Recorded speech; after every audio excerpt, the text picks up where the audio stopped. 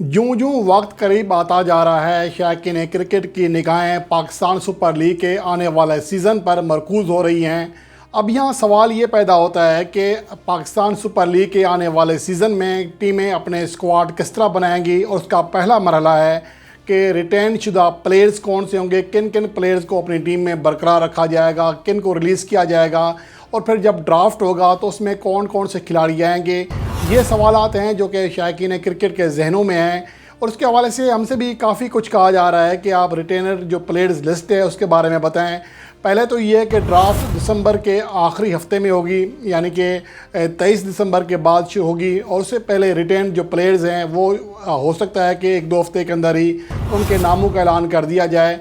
लेकिन जो retain player list है उसमें पाकिस्तान की जो तमाम प्लेयर्स की कैटेगरीज़ हैं उनके मुताबिक मैं आपके साथ यहाँ बनाने जा रहा हूँ कि कौन कौन से प्लेयर्स रिटेन किए जाएंगे।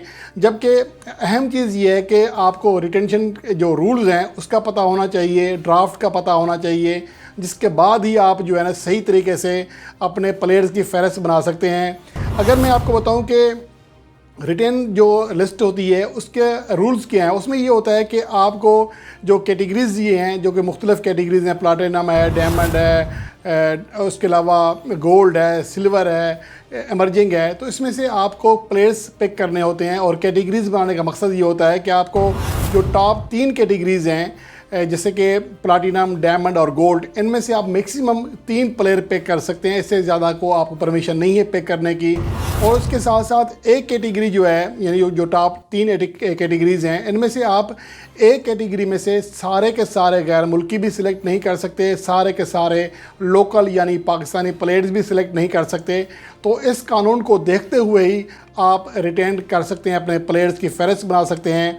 और उसके साथ साथ जो ड्राफ्ट होती है उसमें जो तरीक़ेकार आपको मैं बता रहा हूँ कि प्लाटिनम, डायमंड और गोल्ड, इनमें से आप अपनी टीम में 3-3 प्लेयर पिक कर सकते हैं, सिल्वर में से 5, इमर्जिंग में से 2 और सप्लीमेंट्री पैक में से आप भी 2-2 खिलाड़ी पिक कर सकते हैं।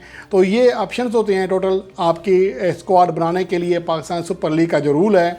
अब उसके मुताबिक तो पहले ये है कि अभी गैर मुल्की प्लेयर्स की फ़हरिस्त ही जारी नहीं हुई है, ना ही उनकी कैटेगरीज सामने आई हैं, इसलिए हतमी तौर पर जो रिटर्नशिप है वो हम आपके साथ शेयर नहीं कर सकते। अलबत्ता जो पाकिस्तान के प्लेयर्स की जो कैटेगरीज बन चुकी हैं उसके मुताबिक कौन सी टीम अपने किन किन प्लेयर्स को अपने पास रिटेन करेगी, किन को रिलीज़ करेगी, उसके मुताबिक मैं आपको बता देता हूँ।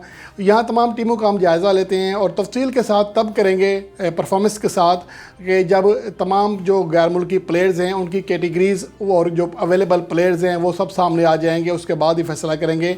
यहाँ पर आपके सामने बताता हूँ कि इस्लामाबाद यूनाइटेड, जिनके प्लैटिनम में एक ही खिलाड़ी हैं, कप्तान शादाब खान, ज़ाहिर है वो बरकरार रहेंगे।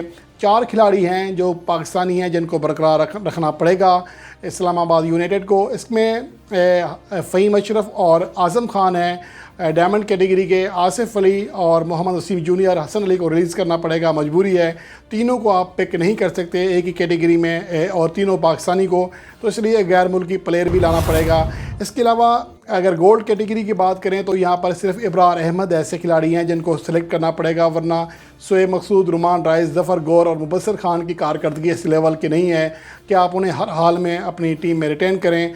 ज़िशान ज़मीर सिल्वर कैटेगरी में शायद इनको किया जाए, रिटेन किया जाए, लेकिन मैंने यहाँ पर वो खिलाड़ी बताए हैं जो कि टॉप चॉइस हैं जिनको हर हाल में रिटेन करना पड़ेगा। हसन नवाज़ हैं इनके पास, इमर्जिंग में शायद उनको रिटेन किया जाए लेकिन लाजमी नहीं है। इसके बाद जो कोलन मुंड्रो जो कि गुज़िश्ता इस्लामाबाद यूनाइटेड के टॉप स्कोरर थे, हो सकता है कि वो आ जाएं तो प्लाटिनम कैटेगरी में वो भी ऐड हो जाएंगे। इसके अलावा एलेक्स हेल्स भी आ सकते हैं जो कि इस्लामाबाद यूनाइटेड का मुस्तकिल हिस्सा रहते हैं। और इसके अलावा जो आयरलैंड के कप्तान बने हैं पॉल स्टर्लिंग, वो भी आ सकते हैं डायमंड कैटेगरी में। तो इसलिए मैं अभी सिर्फ पाकिस्तान के उन प्लेयर्स को टॉप तरजीह दे रहा हूँ जिन्हें हर हाल में बरकरार रखना पड़ेगा, वरना जो सेकंड चॉइस हैं इसमें बहुत सारे ऐसे प्लेयर्स हैं जिनकी कारकर्दगी अच्छी होगी लेकिन आगे चलकर चूँकि गैर मुल्की प्लेयर्स भी लेने हैं तो इसलिए मैंने वो सिर्फ वो रखे हैं प्लेयर्स जिनको हर हाल में पिक करना है। तो यहाँ पर आगे कराची किंग्स की बात करते हैं तो इमाद वसीम प्लाटिनम में वाहिद खिलाड़ी हैं, ज़ाहिर है कैप्टन है, बरकरार रहेंगे। डायमंड में आमिर तो लाजमी है, अब शोएब मलिक का किसी हद तक कहा जा सकता है कि वो भी पक्के हैं। तो ये 3 खिलाड़ी तो ये हो गए, जबकि गोल्ड में से शर्जील खान को पिक करना पड़ेगा, हैदर अली, आमिर यामीन, मीर हमज़ा, तैयब तैयार, मूसा खान, कासिम अकरम, इनको रिलीज़ किया जा सकता है। सिल्वर में शायद मोहम्मद इखलाक को रखा जाए, लेकिन फ़िलहाल ये लाजमी नहीं है, इसलिए मैंने नहीं रखा इनको। इमर्जिंग में फैसल अकरम और इरफान नियाज़ी हैं, इनमें से फैसल अकरम को रखा जा सकता है, लेकिन लाजमी नहीं है, इसलिए मैंने उनको यहाँ पर मैंने बोल्ड कर दिए हैं जो खिलाड़ी पिक किए जाएंगे।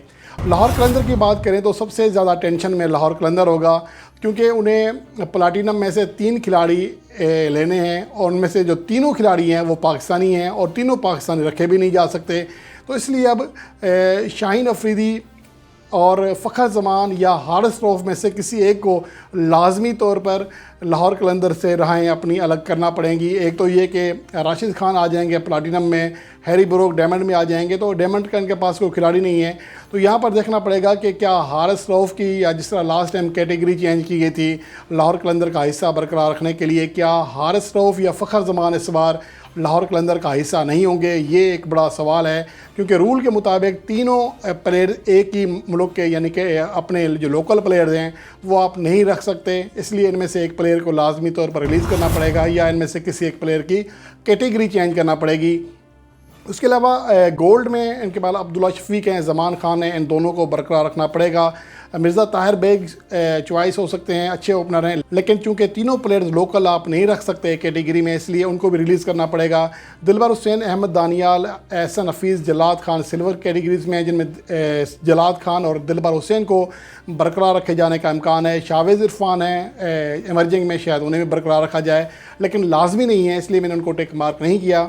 इसके अलावा मुल्तान सुल्तान्स की अगर बात करें तो उनके एक ही खिलाड़ी हैं, कैप्टन मोहम्मद रिजवान, प्लाटिनम में उन्हें बरकरार रखा जाएगा। शान मसूद खुशदिल शाह को डायमंड में से रखा जाएगा, जबकि उसामा मीर को रिलीज़ किया जाएगा, क्योंकि एक तो परफॉर्मेंस अच्छी नहीं है, और दूसरी ये कि तीनों आप लोकल प्लेयर एक कैटेगरी में, जो टॉप 3 कैटेगरीज़ हैं उनमें नहीं रख सकते। अब्बास अफरीदी जो कि टॉप विकेट टेकर थे गुज़श्ता PSL के, वो ऊपर रहेंगे। एहसानुल्लाह, इनको भी बरकरार रखा जाएगा। बाकी जो खिलाड़ी हैं शाहनवाज, धानी, अनवर अली, इनको रिलीज़ किया जा सकता है। समीन गुल, सरवर अफरीदी और मोहम्मद इलियास सिल्वर कैटेगरी में है, लेकिन इमाद भट्ट यहाँ से चुने जाएंगे, जो कि जिनकी परफॉर्मेंस बहुत अच्छी है। उनके पास इमर्जिंग में कोई बड़ा प्लेयर रिटर्न नहीं किया गया, इसलिए उनका नाम फ़िलहाल यहाँ नहीं दे लेते।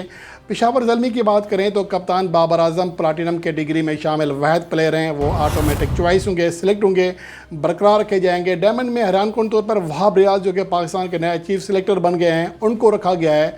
तो यहाँ सवाल ये पैदा होता है कि क्या वज़ीर खेल का ओहदा, उसके साथ साथ अपने चीफ सिलेक्टर का ओहदा, उसके साथ साथ खिलाड़ी खेलेंगे भी, तो ये बहुत मुश्किल हो जाएगा। एक तो कन्फ्लिक्ट ऑफ इंटरेस्ट जो जिसे कहते हैं, बस नाम होता है जिसके ऊपर लगाना चाहें तो मेरे ख्याल में वहाब रियाज को रिटेन नहीं करना चाहिए, शायद वो खेलें भी ना। अलबत्ता मोहम्मद हारिस और सैम अयूब, ये दोनों रिटेन किए जा सकते हैं। ये भी सुनने में आ रहा है कि कोयटा ग्लैडिएटर्स के साथ शायद ट्रेड हो जाए इनकी, नसीम शाह पेशावर ज़ल्मी में आ जाएं और सैम अयूब वहाँ चले जाएं। तो लेकिन चूँकि उनकी कैटेगरीज अलग हैं, इसलिए ये भी खैर मुश्किल दिखाई देता है। और उसके अलावा गोल्ड की बात करें तो यहाँ पर सलमान इरशाद और आमिर जमाल को बरकरार रखा जा सकता है। और सिल्वर में खुरम शहजाद, जो कि हालिया कायद-ए-आज़म ट्रॉफी के टॉप विकेट टेकर थे और अच्छी कारकर्दगी दिखा रहे हैं पाकिस्तान कप में भी। और इमर्जिंग में हसीबुल्ला खान, जो कि 2 सेंचुरियाँ भी बना चुके हैं पाकिस्तान वनडे कप में, उन्हें बरकरार रखा जा सकता है इमर्जिंग प्लेयर के तौर पर। और उसके अलावा अब आखिर में बात कर लेते हैं कोयटा ग्लैडिएटर्स की, जिसके प्लाटिनम में 2 प्लेयर्स हैं, इफ्तिखार अहमद और नसीम शाह। शायद नसीम शाह यहाँ से चले जाएँ, क्योंकि उन्होंने कह दिया है, तो यहाँ पर फिर इफ्तिखार अहमद को बरकरार रखा जाएगा। उसके अलावा अगर डायमंड की बात करें तो यहाँ पर मोहम्मद हफीज़ का भी नाम है, जो कि डायरेक्टर बन चुके हैं। मुझे नहीं लगता कि वो खेलेंगे। अलबत्ता सरफराज अहमद को लाजमी तौर पर रिटेन किया जाएगा, उनके कैप्टन हैं। मोहम्मद नवाज़ के बारे में कुछ नहीं कहा जा सकता, लेकिन मेरे ख्याल में इनके पास ज़्यादा ऑप्शन नहीं है, इसलिए मोहम्मद नवाज़ को भी रिटेन किया जाएगा।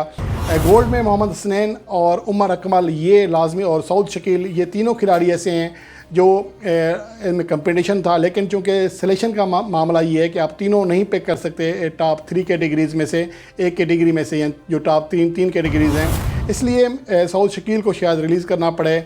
मोहम्मद हसनैन और उमर अकमल को रिटेन किया जाएगा। सिल्वर में उमेद आसिफ हैं, मोहम्मद जहद, अशरफुल्ला और बिस्मिल्लाह खान। तो इसमें उमेद आसिफ का ही चांस लगता है, या बिस्मिल्लाह खान विकेट कीपर हैं, तो शायद उनका चांस ले नहीं है ज़्यादा। अलबत्ता मोहम्मद जहद और उमेद आसिफ को बरकरार रखा जा सकता है। इमर्जिंग में अब्दुल वाहिद बंगलज़ई शानदार खिलाड़ी हैं, उन्हें शायद रखा जाएगा, या फिर ख्वाजा नाफे को। तो ये लिस्टें हैं, लेकिन यहाँ पर हम परफॉर्मेंस के ऊपर बात नहीं करेंगे। जब ये लिस्टें बन जाएंगी, गैर मुल्की प्लेयर्स की कैटेगरी सामने आ जाएंगी, फिर मैं आपके साथ परफॉर्मेंस वाइज एक तो गुज़िश्ता पाकिस्तान सुपर लीग के टूर्नामेंट में उनकी कारकर्दगी क्या रही थी, फिर उसके बाद जो हालिया 12 माह गुजरे हैं उनमें T20 फॉर्मेट में उनकी कारकर्दगी कैसी है और उसकी बुनियाद पर किस किस खिलाड़ी को लाजमी सिलेक्ट करना चाहिए, किसको नहीं करना चाहिए, ये तमाम चीज़ें फिर आप जान सकेंगे वर्ल्ड स्पोर्ट्स पर।